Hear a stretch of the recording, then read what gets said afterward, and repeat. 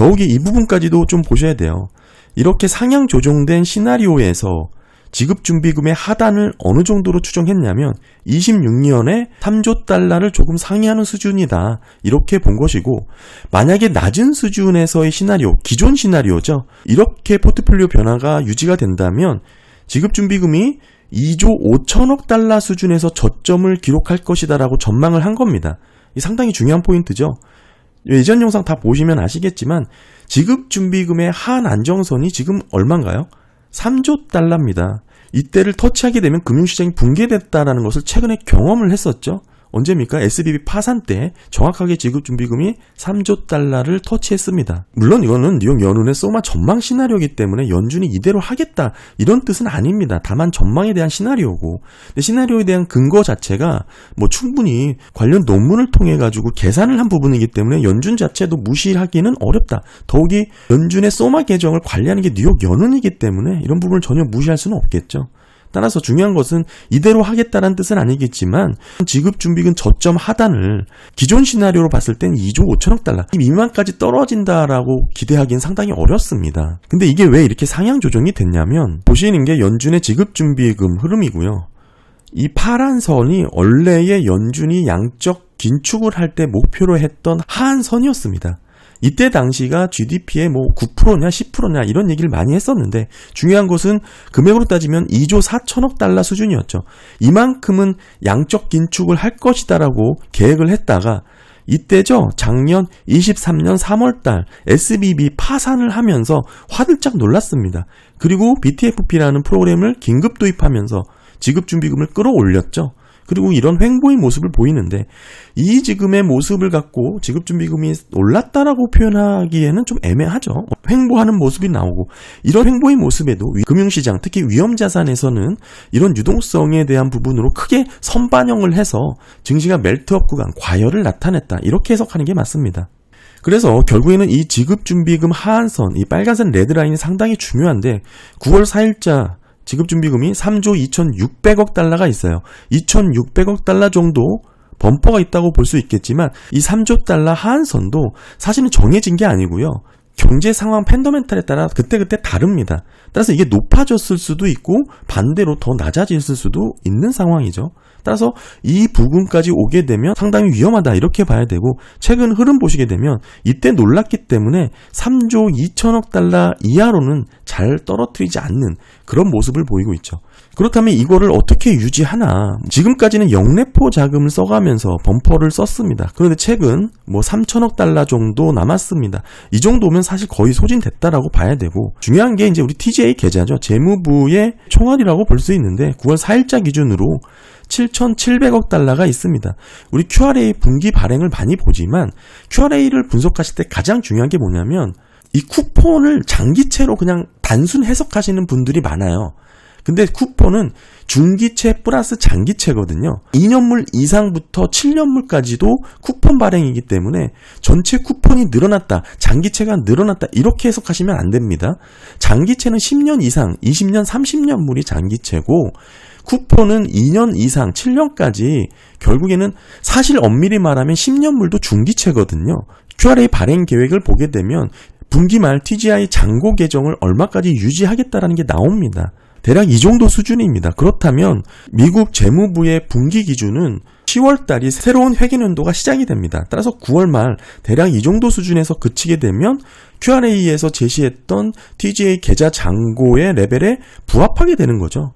따라서 이 정도 수준에서 끝나고 10월부터는 새로운 회계연도의 시작으로 다시 유동성을 시장에 공급할 수 있는 여력이 생기는 겁니다. 그렇게 되면 이 TGA 계좌가 빠지면서 결국에는 지급준비금으로 넘어오게 될 테고, 이게 다시 늘어나게 되는 그런 모습이 나타나겠죠. 지급준비금이 증가하게 되면 유동성이 풍부해진 거니까 결국에는 증시에는 호재로 작용을 하게 되는 거고요. 그런 흐름이 계속 이어왔던 게 지금의 모습이고요. 따라서 TGA 계좌의 잔고가 이게 더 언제 소진될까, 이거를 유동성이 공급된다라는 측면으로 해석을 할 수 있기 때문에 눈여겨보시는 분들이 많지만, 연준의 대차 대조표는 일주일에 한 번 업데이트가 됩니다. 따라서 지금 이 데이터를 매일매일 확인할 수 있는 부분을 제가 따로 말씀도 드렸었죠. 여기를 보시면 돼요. 지금 보시면 이게 5일자인데 4일까지 TGA 계좌 잔고가 7,710억 달러였습니다. 보시게 되면 동일하죠. 이게 수요일 기준자니까 정확하게 9월 4일자 7,710억 달러였는데 그 다음 날이죠. 지출하고 들어오는 거 빼고 더하기 빼기 했더니 좀 줄었죠. 7,710억에서 그 다음 날 7,691억으로 줄었습니다. 한마디로 9월 4일보다 9월 5일 TGA 계좌 잔고가 더 낮아졌다. 즉 지급준비금이 더 높아질 요인이 생겼다. 이렇게 매일 단위로 체크해 볼 수가 있고, 이건 어디서 보시냐면 구글에 요거 검색하셔서 보시면 이렇게 뜨거든요. 여기에 다운로드 가셔서 요거 레포트 누르시면 보실 수가 있습니다. 그래서 다시 한번 정리를 해보면 결국엔 지금 시장은 금리 인하하면서 더불어서 QT에 대한 관심이 상당히 높아졌습니다. 유동성에 관련해서 아무래도 증시가 조정을 받다 보니까 이제 금리 인하 플러스 QT까지 종료를 해달라 이런 얘기를 하는 건데, 중요한 것은 QT에 대한 연준의 흐름이 어떻게 변할지, QT에 대한 연준의 흐름을 짚어보는 게 의미가 있습니다.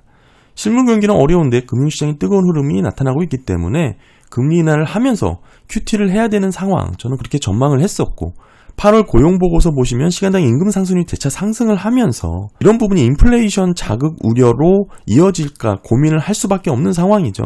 그러다 보니까 과감하게 QT에 대한 종료를 언급하기는 좀 어려운 상황이 되었고, 그럼에도 뉴욕연은의 소마 2% 상향 시나리오 보고서를 통해서 QT 종료에 대한 또 가능성이 또 높아졌고요.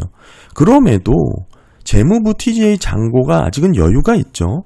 10월부터 회계연도가 시작된다는 점도 긍정적으로 작용을 하게 되면 결국에는 9월 FOMC에서 QT 종료에 대한 직접적인 언급보다는 파월의 이 관련 내용의 발언 수위가 밸런스 맞춰서 유지될 가능성이 높다, 이렇게 보고요. 그와 더불어 옐런의 유동성 공급으로 지급준비금 하한을 유지하는 전략이 당분간은 좀 지속되지 않을까, 이렇게 봐야 될 것 같습니다.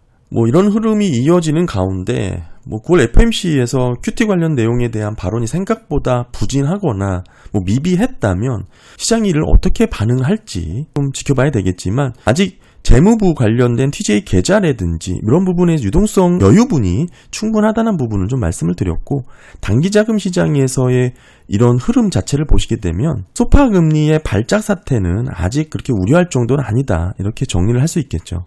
다만 우려스러운 부분은 이런 단기자금 시장은 갑자기 급변하는 사태가 나타날 수 있기 때문에 매일 좀 지속적으로 체크하는 게 필요하고요.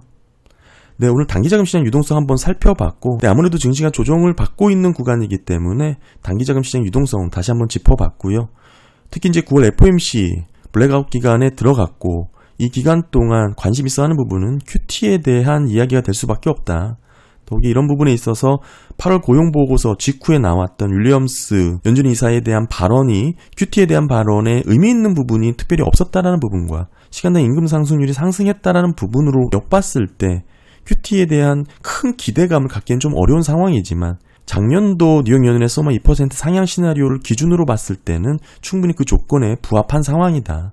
이 두 부분을 상쇄하게 되면 결국 방법은 재무부의 TGA 잔고가 여유 있다라는 부분, 이런 부분이 당분간은 지급준비금 하한을 유지하면서 이어나갈 수 있는 그런 흐름이 되지 않을까, 이렇게 봐야 될 것 같고요.